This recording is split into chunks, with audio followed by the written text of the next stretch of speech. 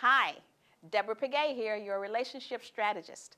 We are continuing our three-part series on why communication often fails. And we are using an example of how it is when we mail a package from our local post office. In our last session, we talked about the importance of a proper address. But in this session, we're going to talk about the importance of adequate postage. In my letter here, it's not only addressed improperly, but it also has 2 1-cent stamps. That's not enough, folks. That's not enough to make sure that this letter gets delivered. But that's how it often works in our communication, that sometimes we haven't invested enough to send that kind of a message.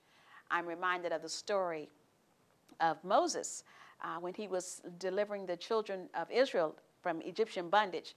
He was in the wilderness there, and his father-in-law came and saw him trying to counsel this long line of people from the rising of the sun to the going down of the same. And he said, Moses, this is not good. This is not good. You're going to wear yourself out. You need to delegate the lesser matters to some people who are qualified to do this, and then you just handle the weightier matters. And the story, as the story goes, Moses listened to him, embraced his suggestions, and life was much better. But you see, that's why it's important to invest in a relationship. Moses readily received Jethro's input because, first of all, he was his father-in-law, and he had proven that he was for Moses, that he wanted the best for him. In fact, Moses had lived with him the 40 years prior to his going down to Egypt to deliver the Israelites.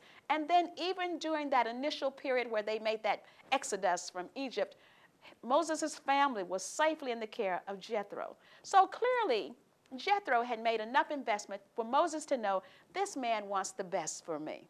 And so he listened to him.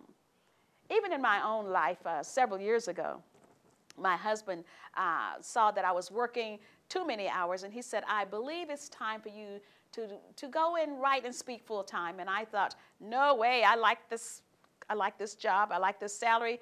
It's very ego boosting to have this position. And, but I knew he was for me because he had not been controlling or manipulating, and he had made lots of emotional deposits in my life, enough for me to trust his judgment, to know that he had had no ulterior motives. That's important.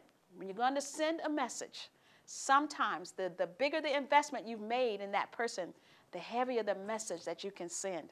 Remember that when you desire to tell someone something, if you haven't really made that investment, maybe you need to work more on doing that before you deliver that message.